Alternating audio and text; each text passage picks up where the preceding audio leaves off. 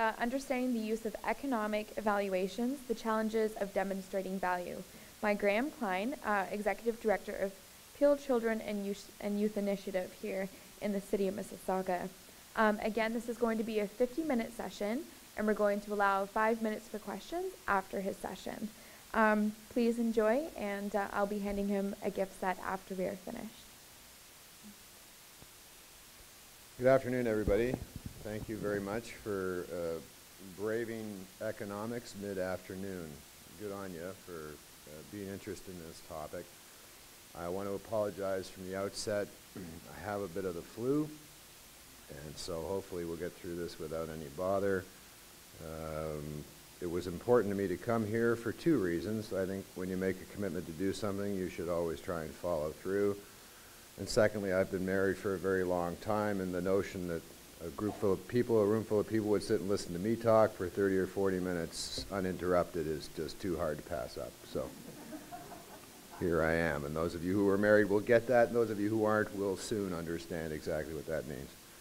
All right, so who am I? Why am I here? I am the director of the Peel Children and Youth Initiative, but my background involves a lot of work in children's research and prevention, and I've served on boards, done front row community development, worked with a ton of different organizations, and so I have a very diverse perspective on these things, not driven by either volunteer or frontline or directorship, but from working right across the spectrum, and my background is in public policy. I'm going to tell you a little bit about the Prevention Dividend Project and the Canadian Institute for Economic Evaluation, which is work that I did looking to be 10, 12 years ago now, and it was how we got started in talking about economics and cost-benefit, cost-effectiveness analysis in the not-for-profit sector. So I was the founding director of the Institute. I did a lot of associate research with McMaster and Gina Brown's outfit there. Worked for a number of not-for-profit sectors, and you'll find the interesting part about this work regarding economic evaluation is that even though we called the thing the Canadian Institution of Economic Evaluation, most of the work was done in the United States. Americans were very early adopters and very interested in figuring out how they could use the tools of economics to make the case for what they were doing and to understand the impact that they were actually having. So I'm going to tell you a little bit about that. I want to talk about some of the key principles and concepts that are involved in economic evaluation. I'm going to touch on the common methods that are used, so you'll have just a taste of the vocabulary and the basic concepts.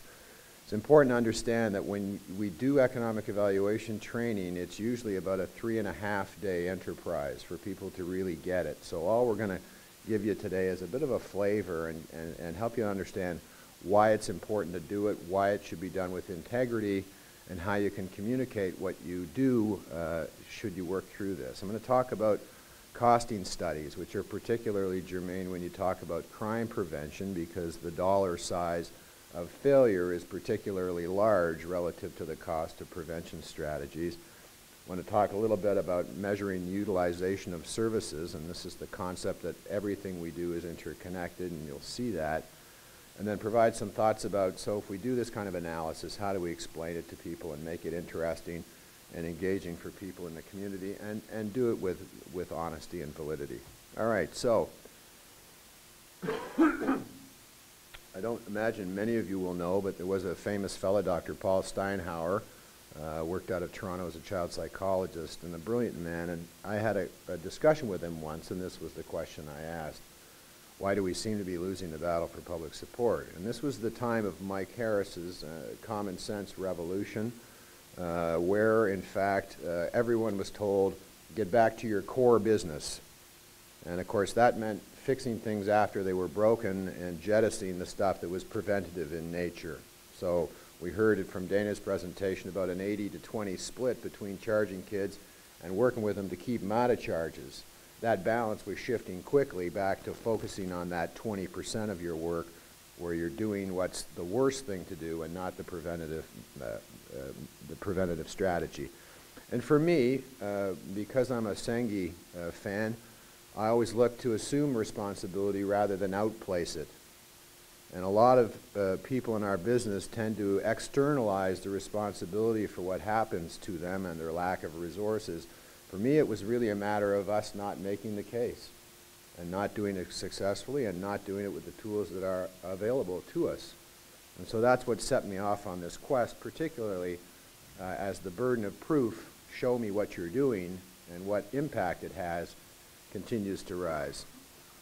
So what have we seen, and why do we need to think about economic evaluation? Well, there is an exponential growth of potentially good things to be done. I pity the school board sometime because they are constantly sought out as partners for yet another societal good. Nobody has an idea they don't think about for 15 minutes and go, hey, let's get the school board to partner with us about this, and we can add it to their yoke, and our interest will be taken. So there are tons and tons of competing societal goods, 66,000 registered charities and 166,000 registered charities 10 years ago.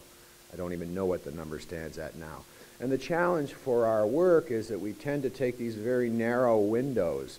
So I look after your housing needs, you look after my recreation needs, you look after my employment needs, you look after my housing needs. And so we all have these very limited mandates, so we focus on very few and particular outcomes related to the service that we're providing, and not recognizing that the language or that benefits actually splatter between and amongst services. So the outcomes that we also use are described in terms that ordinary people don't get and don't resonate, by the way, down at City Hall or in the provincial legislature when you talk about improved well-being or a sense of self-capacity and all of these things. They're all meritorious, to be sure, but how do they compare with other societal goods that can be more clearly defined? And this is the challenge, part of the challenge of prevention. I have to love, having done community development work for 5 years, that we in our business come up with the term social and economic inclusion to absolutely obscure what on earth we're talking about, because all that simply means is that people want to participate in their communities and neighborhoods and have a chance to work. But we come up with terminology that doesn't matter to other people, and that's one of the reasons we need to start thinking about using economic terms and monetizing some of the benefits of what we do. We have a very, very weak evaluative structures in our business, and there's a inclination, frankly, for us to justify what it is we do as opposed to genuinely try to find out if it's the very best thing to do. And as I've often said to people, the better your quality of evaluation, the fainter your results. Bad evaluations produce pretty good results. Good evaluations show much fainter outcomes, but yet pick up impact across different sectors. And so we tend to confuse what we do with what we've achieved, and that's the difference simply between outputs and outcomes. And it's an important difference because outputs are simply one part of the puzzle, and without outputs there are no outcomes, to be sure, but we're confusing these with end state or even intermediary outcomes that could be measured. And the singular focus on effectiveness really doesn't do us any good. Show of hands, all of those who have written the sentence in a report, this is an effective and efficient use of program resources. Anybody? I've done it a lot. I used to, because they sound so good together. You know, they both start with E, they're about the same length.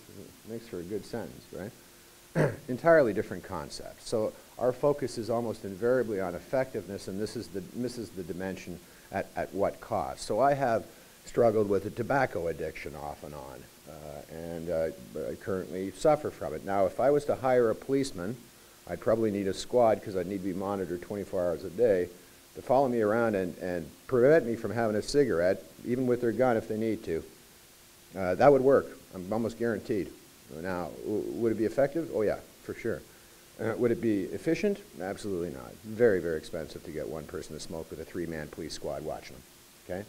So a single focus on effectiveness is only that and doesn't tell us about what we're getting in terms of value for what we're investing. And we tend to use our evaluations, as I said, to rationalize, not to search for what's best. Needless to say, the public is very skeptical about it. And I was on the early years advisory committee for the province of Ontario, and Philip Dunn asked me this, and it really bugged me because I was just starting to like him. He's a very nice fellow. But the question is very well put. How is it that every product we design stays on the shelf, right? We should anticipate in our work that a certain number of things will work and a certain number won't. It's preposterous to assume that what we do in this maelstrom of characteristics with me working on one particular intervention. I pull you out, I perform an intervention for a time-limited period, I reinsert you into this moving ball, and apparently it works every time. Okay, this just is not feasible. Best player that ever played baseball batted 400 once, 1 year. But in our business, apparently everything works. We really need to get ourselves beyond that. And then we sometimes, I remember when I was at the United Way many years ago, we did service unit costs, which really didn't tell us anything at all. So, part of our challenge in the business, why would we be interested in economic evaluation, is that we're called soft services. So, community and health services are described as soft, despite the fact that there are many ways that you can capture the outcomes that they have. And I'll tell you a quick story. In Halifax or in Nova Scotia, they have a highway that is where cars crash head-on every year, every couple of years. It's right on the front page. It's dramatic. It's a real problem because politicians read the paper. And they decided that they would twin this highway at a cost of $340 million. The folks from Heart and Stroke there did their own analysis on what could be saved through an effective tobacco cessation strategy, and showed them that for 1/10 of the investment, they could save X number of lives and X number of dollars simply using that the data was available. Now, they didn't get 10%, but they did get 1% of it, which was a $3 million investment in smoking cessation, because they had taken what seems like a soft service and put it into the same monetary terms that they were using to describe what the cost of saving 8 or 10 lives a year on the highway would be. So all of a sudden, our stuff isn't so soft. It's as hard as roads, right, when we begin to think about how we describe it. Donors are increasingly looking to know what have they produced, and this is an important thing that we need to get ahead of, and not in a way that rationalizes what we do, but actually engages them in understanding what we've produced and the impact that that will have over the long term. And right now, I don't read hardly any research that doesn't have some return on investment calculation, however spurious most of them are. Right? We look for these big multipliers, and that's part of something I'll talk about called social return on investment. All right, so when I started talking about this, what did I get? Well, get out of here, first of all. I got chased out of a lot of offices, people who associate this with cutting budgets, right? And so the response was, this doesn't apply to us, do this in another sector, and frankly, we don't know enough about our outcomes, much less starting to think about value. I like the one person who said, "Are you kidding me? I just learned how to do logic models, and now you want me to figure out how to extrapolate value in my work." Common myths. It's a difficult or impossible methodology. It's not. It's difficult, yes, but not impossible, and with some support it can be managed. It's really a matter of building it into your evaluative design from the first place and thinking about what outcomes might be reasonably monetized and how. The other notion, it's an inappropriate tool. We shouldn't be using, we didn't get in this business to monetize outcomes. You know, the people who care, who are really involved in this, who made this their life's passion, they're not fundamentally interested in describing the economic impact of what they do. If they're interested in creating allies for what they do, on the other hand, they might very well consider the need to make the case in this way. And the last one, which is the big one, if you walk back to your office and say, you know what, I'd like to do an economic evaluation of what we're doing around here, I can guarantee you, everyone will think, oh no, they're cutting our budget. Right? This is about reducing budgets. That's the only reason we would take an economic perspective. And I always tell people, if you want to reduce your budget, buy a padlock and put it on the front door. And that'll prevent anybody from getting in, and your budget will go to nearly nothing. You will not produce anything, on the other hand, but you'll have saved all the money that you would have spent.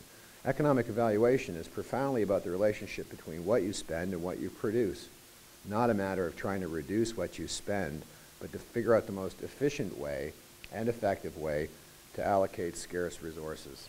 So, I've mentioned the justification paradigm, and I think that that's really a misstep for our business. We need to speak more realistically about it. But one of the things about economic evaluation is it invites comparison. It says, is this alternative better than that alternative to achieve these outcomes on an efficiency and an effectiveness plane?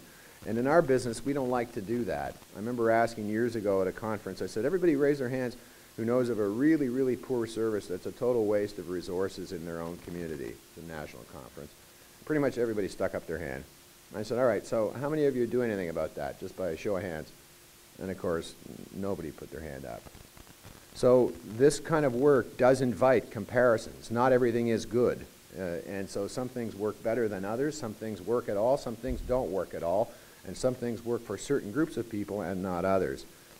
The other thing that you're seeing, and this is why I see such a growth in social return on investment strategies, is that people are looking at this as another way to describe value that will rationalize what we're doing, as opposed to genuinely searching for what could be most effective. We also have very poor outcome measures, as I mentioned, and causality issues that are a problem for people. And there's a dearth of folks who know anything about training skills and the resources to do this work. Why would we do it?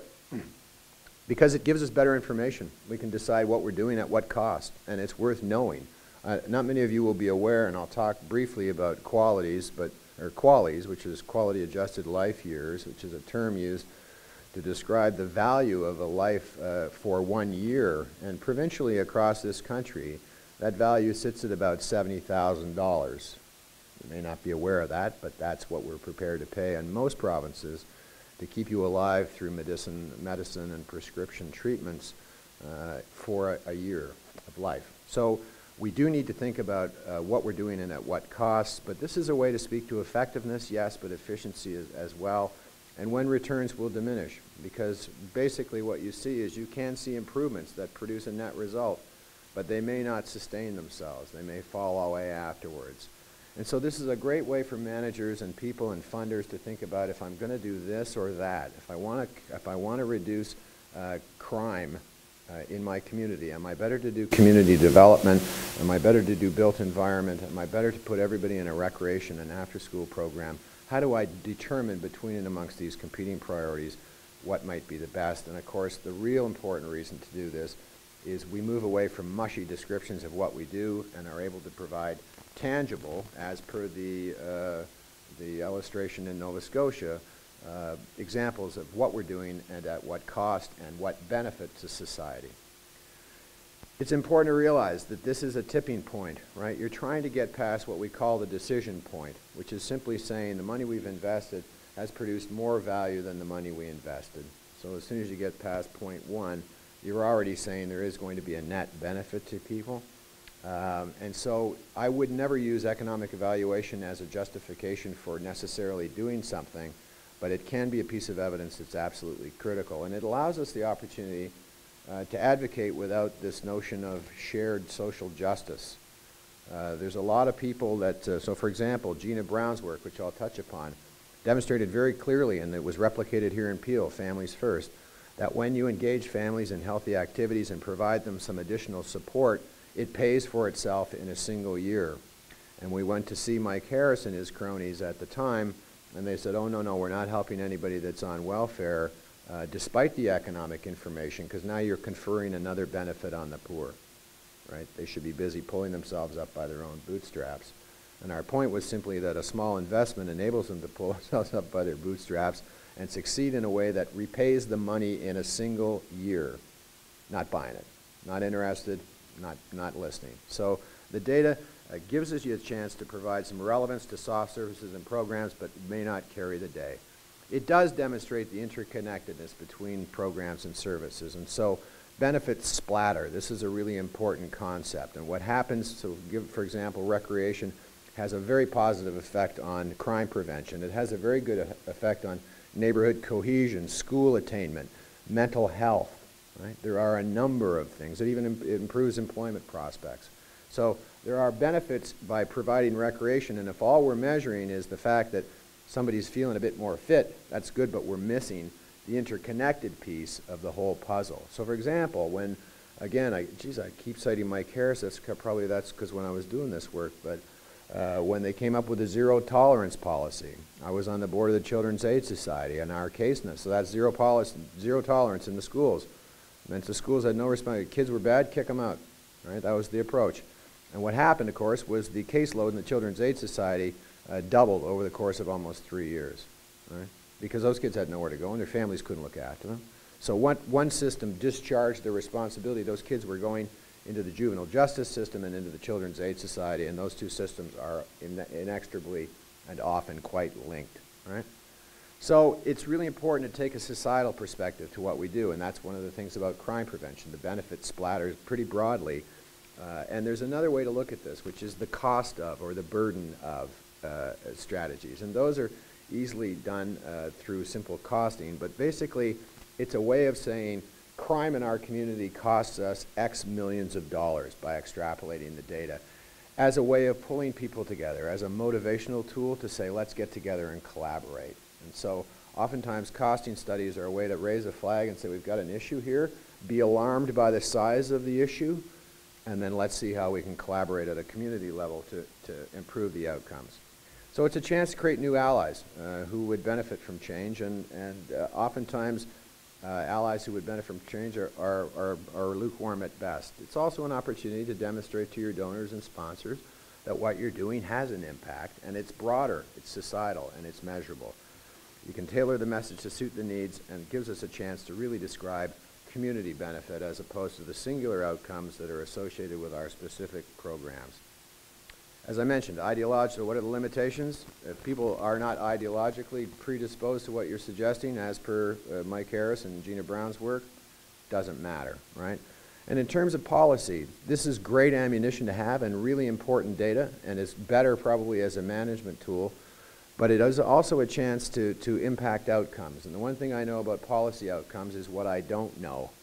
There's a famous book by Aaron Wildavsky called The Art and Science of Public Policy, a great big tome, and I read it, and at the end I wasn't sure how public policy was created, so I read it again, and then I handed in my report that says I have no idea how public policy is written. It seems to be some crazy happenstance of timing, evidence, personality, all of these things jumbled together, and it happens.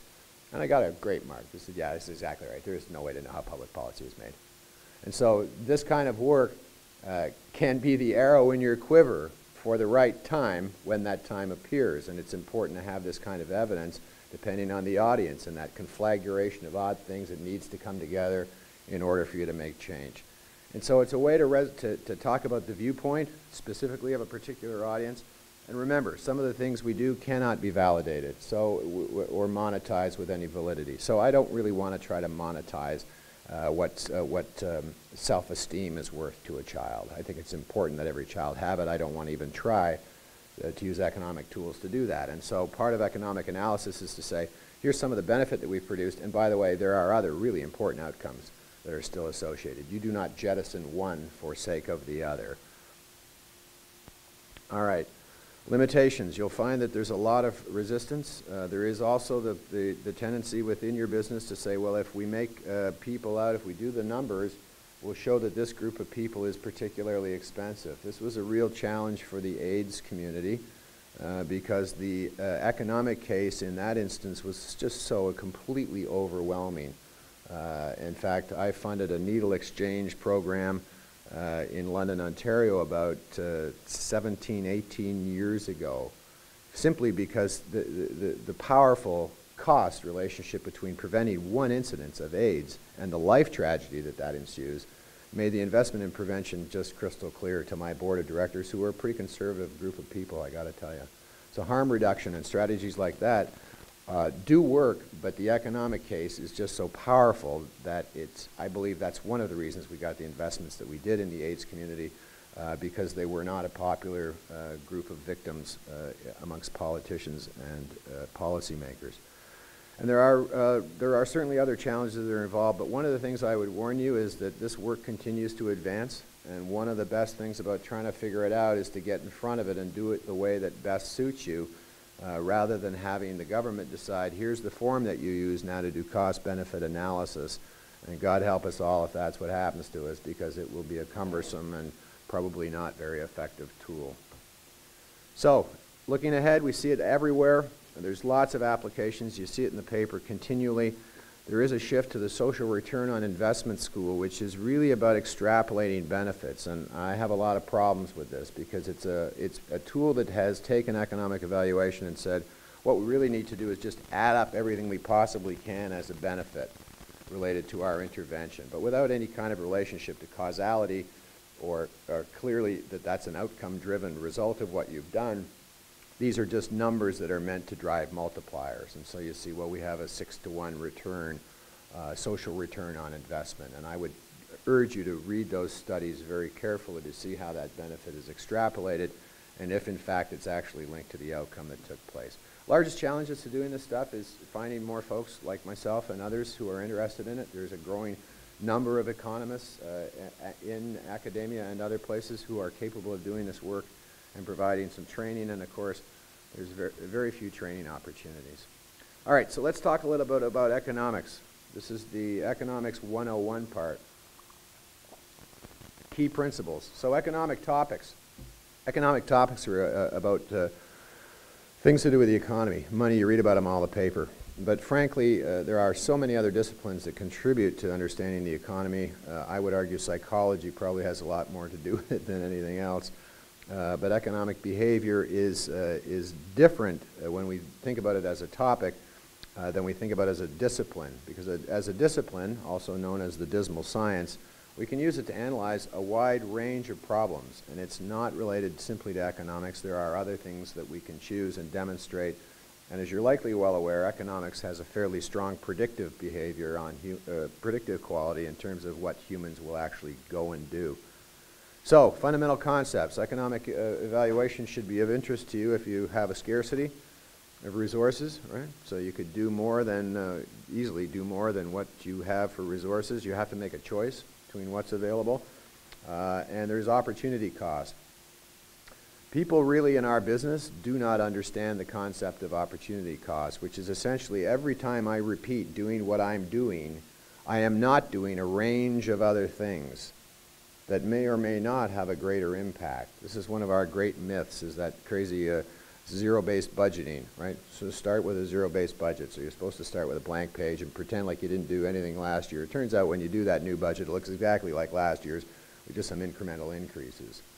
And so we choose to do the same things we do, and every time we do that, there is an opportunity cost, meaning we have foregone other choices.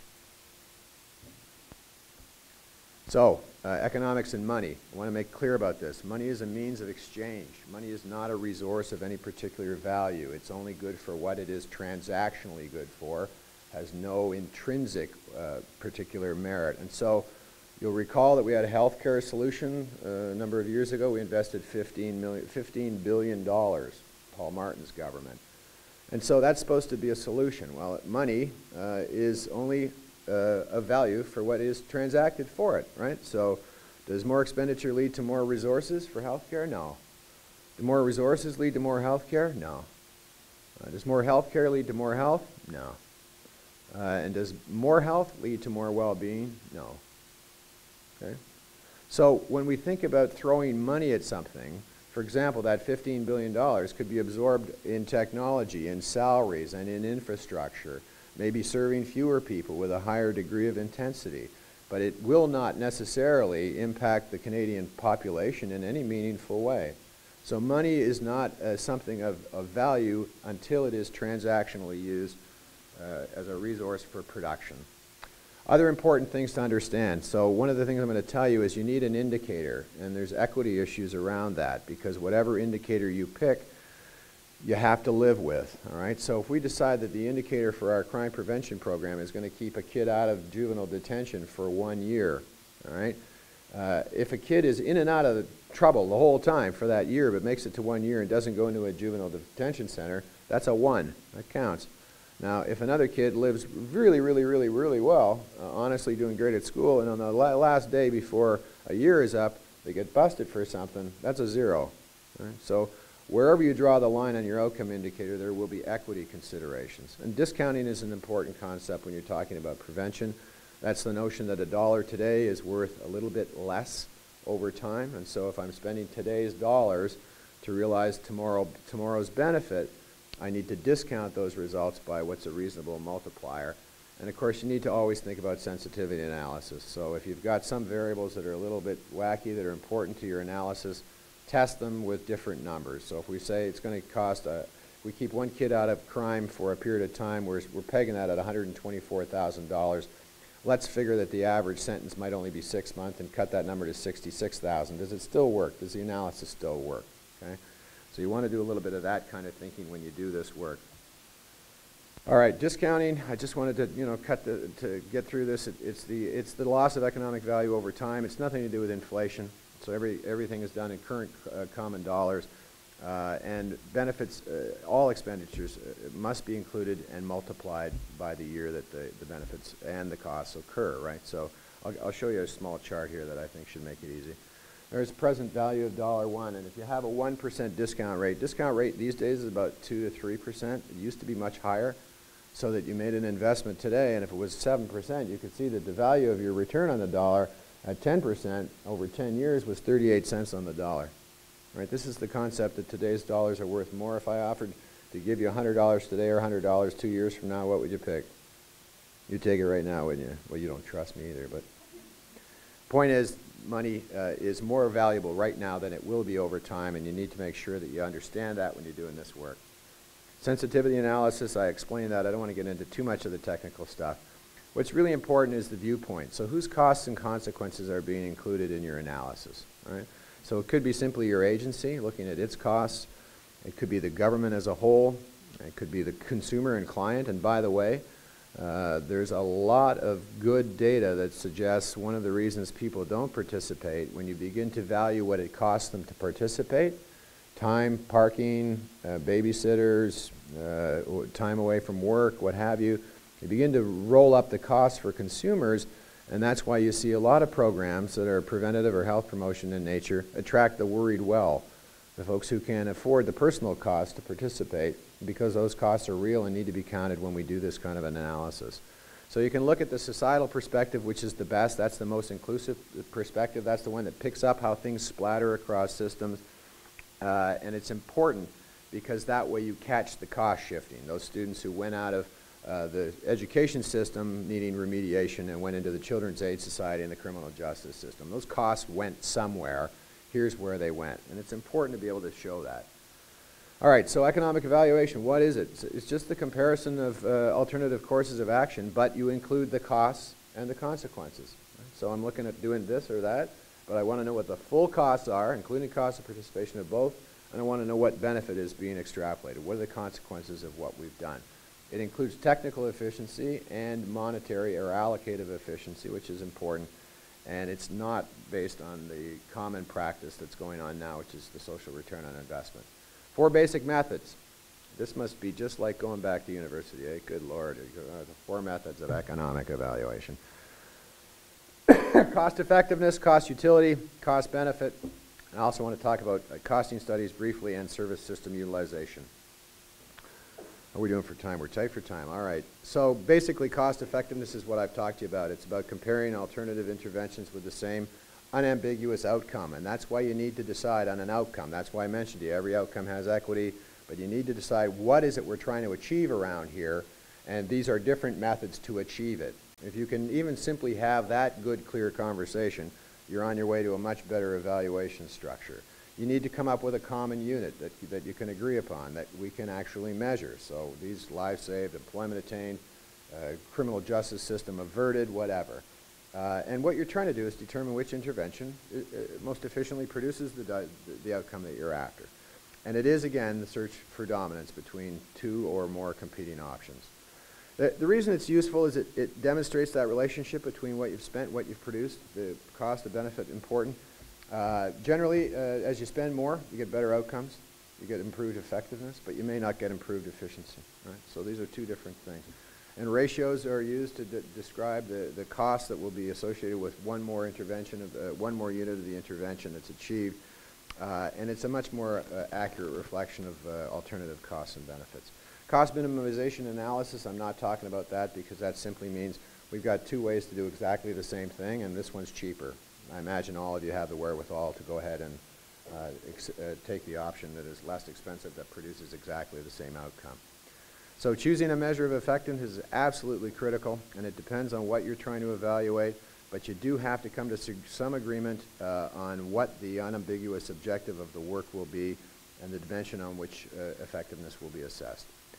Cost utility analysis. This is much more common in the healthcare system, so you're comparing outcomes that have a variety. So I'm going to end up with, for example, I'm going to have my leg amputated at the knee. That's going to have a variety of considerations for me based on my work, my life situation, and so on. So it's a way of creating a single measure of utility. How much would I value having my leg or not? And it subsumes into multiple, into a single important measure, which are known as qualities or healthier existence. So again, here, you're looking for the most efficient option, which is the best incremental ratio between costs and outcomes. Cost-benefit analysis is the most broadly defined, and that's most broadly and most inclusive assessment. That's the one I would encourage you to think about. And that's where you try to value all your inputs in monetary terms, which is easy, I think, but still oftentimes difficult. You need to prorate costs and assign them appropriately. So if you're running 18 programs in your organization, what is the cost of rent for that program given what space it's using, what's the overhead, etc. You need to do careful analysis on the other side, but it allows you to compare differing interventions with differing outcomes. Right? So it's a much broader form of analysis and is designed to produce and compare the net gain that's produced, assuming your benefits suppress your costs of the options that are being considered. All right, it does require that you value the same units, that the consequences be valued in the same unit as the cost, and that's usually done with money, thus enabling you to directly compare the incremental and commensurate costs. It's not cost analysis and it's not cost savings analysis. Burden of illness studies, these are commonly used in healthcare disease prevention. It's also very popular in the crime prevention business. When you begin to talk about the costs of crime, those numbers get pretty good, pretty staggering, scary numbers, especially when you begin to compare what an intervention might cost to ameliorate some of them. So basically these just aggregate all the costs that are associated with something going wrong, an illness, a disease, a propensity for criminality, what have you. And so it's not really an economic evaluation, it's just a roll-up of what this problem costs us. And it's usually used as a motivator to get people to sit down and say, what are we going to do about this issue, because this is what it's costing us collectively. And there is some real merit in using that kind of data, and even just using that kind of data, if this is the cost of it, and our intervention costs this, what is the likelihood we're going to have even a minor impact on this? So for example, if it's $124,000 to keep a kid in jail for a single year, I can run a high-quality outreach after-school program for about 120 kids for that same amount of money. What are the odds that I'm going to keep one of those kids out of the criminal justice system? Pretty good. If I keep 2 out, I'm now making money significantly. I keep 3 of them out of that stream. I'm making a lot of money on the investment of 124 relative to the 124 I might spend elsewhere. So you can use these data creatively if you're careful. Service utilization, this is the notion that we all use stuff everywhere, and people who are struggling use a whole pile of services, and the police will tell you this very well. When we decided to start moving mental health people back to the community without adequate supports, guess who picked up that, right? Benefits and consequences splatter. Police work became involved in a lot of things, and they'll be the first to tell you they're not good at it, it's not effective, and it's not an efficient use of resources. They know that intuitively. But the thing about measuring service utilization is it picks up what people are using in their entirety. And you might find that simply by improving their mental health, you'll see reductions in all different kinds of sectors where services are being used. And this is what the seminal work of Gina Brown, it's called When the Bow Breaks is the name of the study. It also describes the substantial cost of doing nothing. So this was a randomized study, and it's really important because it was a randomized study of kids on welfare. We gave some of them comprehensive care, all kinds of support, participation in recreation, daycare, training, nursing, that kind of stuff. And it was euphemistically called self-directed care. The other control group who did nothing or got nothing, they were under self-directed care, which means they fend for themselves, essentially, right? And what we see here very clearly is that when we actually help people and you wrap all this stuff together, comprehensive care paid for itself in a single year. And I'll give you one of the best examples for me. This is children's mental health, all right? So if you add up everything that a kid uses from a huge list of potential services, including acupuncture, prescription, going down to the hospital, breaking their leg, remedial education, add it all up, and you'll find out that kids, so the first column, in the dark column on the far side, is when you looked at kids whose parents were on welfare and they had a mental disorder of some sort, so they had a diagnosable, something from the DSM, it was a mental health issue of some sort. That's about how much money they used every year, $2,400 a year, and an average kid consumes about $1,500 and some odd. right? That's just normal, just being out there and going to the gym, going wherever, to the hospital occasionally, see your doctor. After 2 years of subsidized recreation and participation, here's the number of services that those kids with the mental health issues were now using, right? So we drove down the use of systems across the community by intervening in an important and meaningful way with these kids, and this was done through recreation. It's remarkable. And how do we see these savings? Well, we stop people from doing the really expensive stuff that doesn't work very well. That's basically it. These are all remediative services that probably don't work as particularly well. But basically, these are very expensive interventions. And as a result, when you help people, you'll keep them away from these systems, and you'll have them use our systems. The economic case is powerful in terms of making the case for doing this kind of work. All right, communications. Why would we talk about this? Well, it's a chance to really build support and with new constituents, with people who would be very interested to see that slide that I just shared. Why should we care about mental health? Well, you care about mental health if you're worried about the runaway police budget, the healthcare system that can't meet demands, the recreation center that's already plugged. If you want to make investments here, understand that this helps, and here's how it helps. And so it's really, go back to my opening comment about Peter Senge. If we're not understood, it's up to us to demonstrate why we ought to be understood and how. And I think recreation and after school and some of these other interventions that are very cost effective need to be described in terms of the benefit they create. So it shows that interconnectedness, the benefit splatter piece, and it shows how costs are shifted. So if you do this, this is what the consequence will be in another sector, in another service.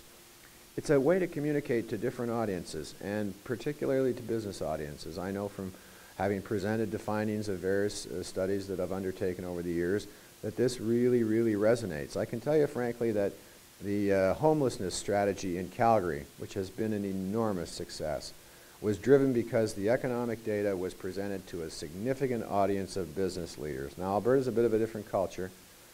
You really need the business community on board to get something done, but once they are, by God, look out. They really do drive public policy.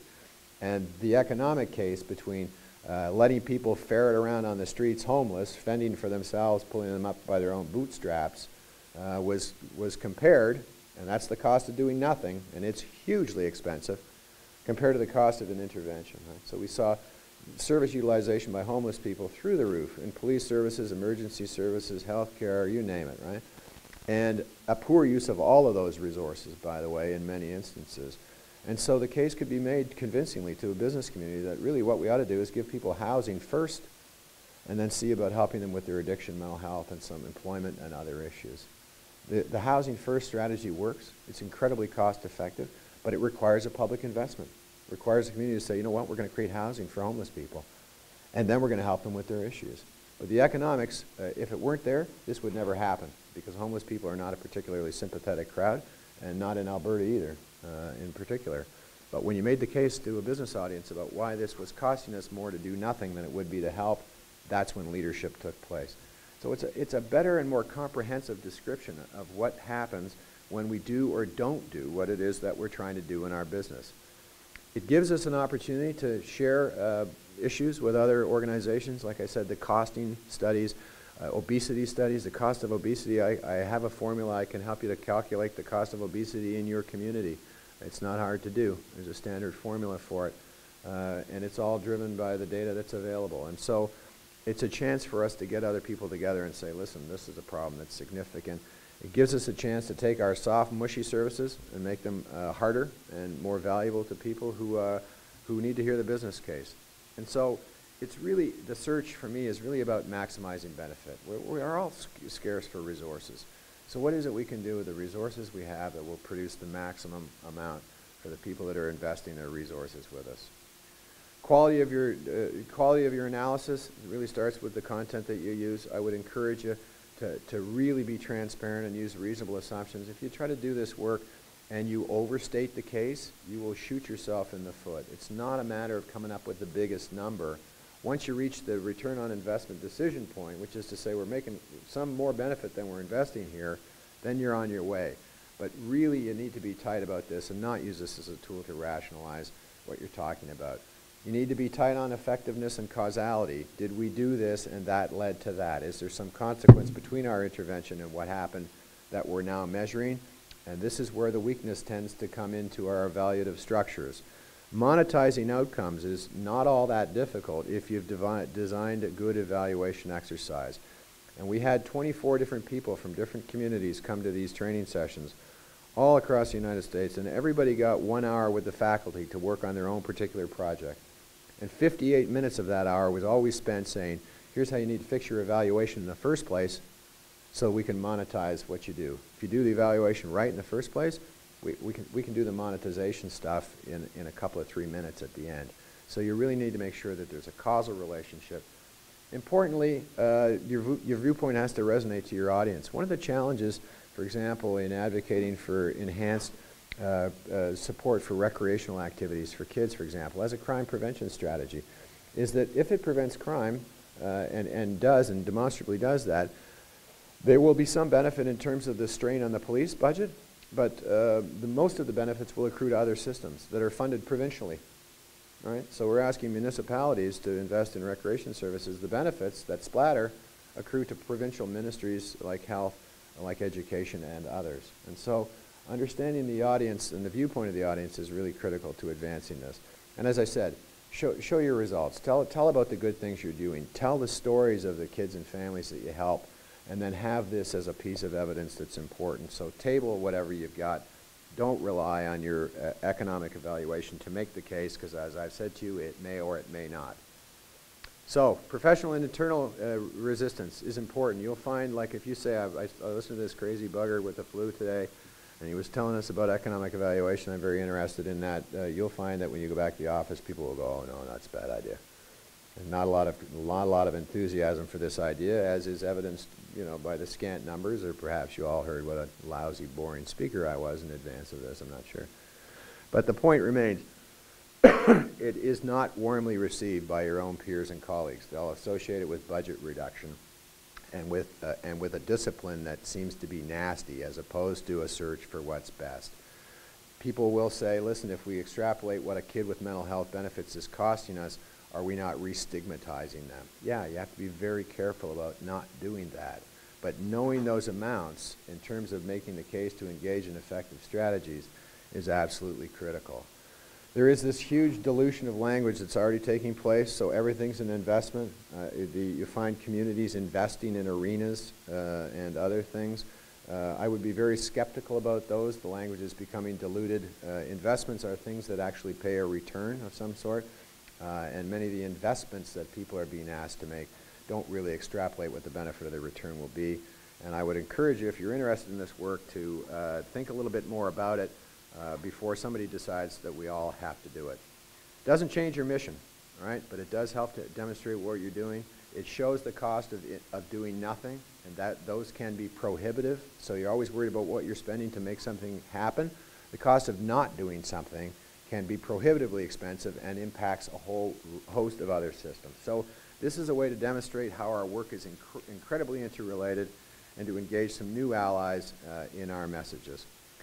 So we can put our resources where we can have the greatest impact. By the way, I would advise you about saying, well, this is going to produce a savings in the police budget.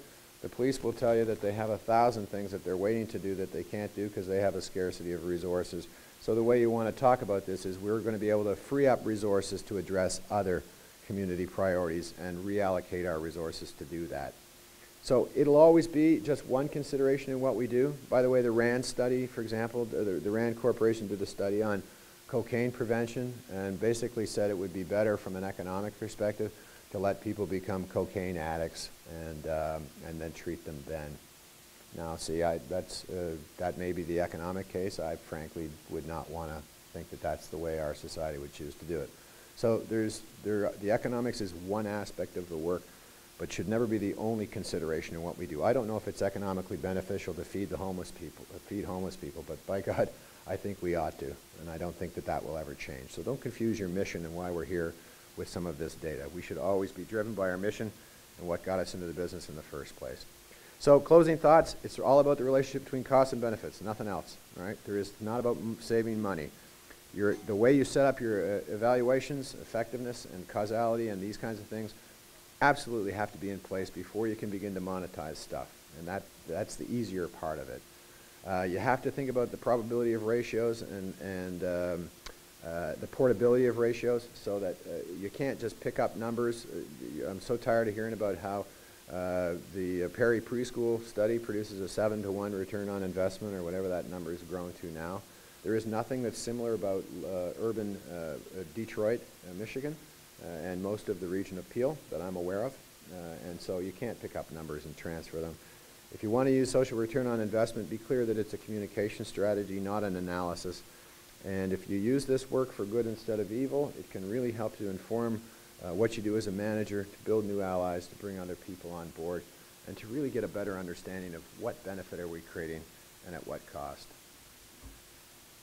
I hope I didn't kill you with that. That's a smattering of economics and why we ought to do it. Are there any questions or comments? Or, yeah.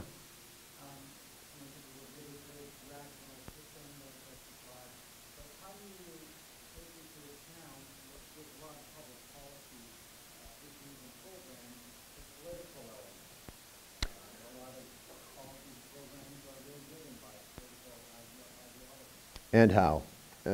So I would agree with you, and I think that as I said, I think that this kind of an analysis is something that you want to have ready to build new allies that you can use for political support. Timing in terms of having the right evidence at the right time is absolutely critical in terms of public policy. But yes, we're always going to do asinine things for political reasons that have nothing to do with whether it's a good, bad, or in-between investment, and I'm afraid unless I'm elected king, I won't be in a position to change that. It's a good point. Other thoughts, questions? Yes? I know. I know.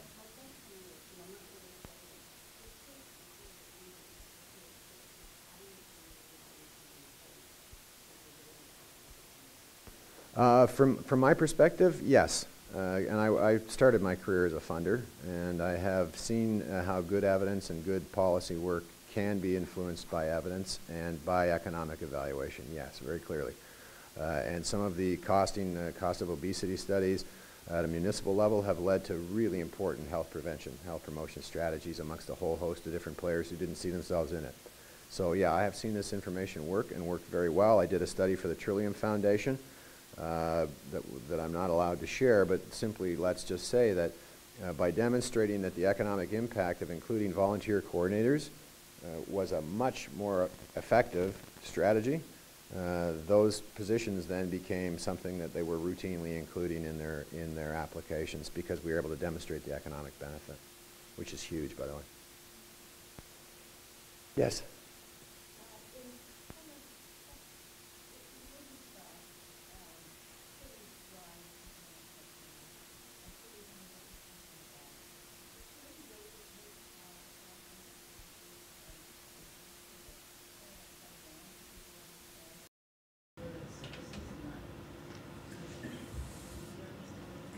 Well, you are absolutely right that municipalities are increasingly the drivers of our economy.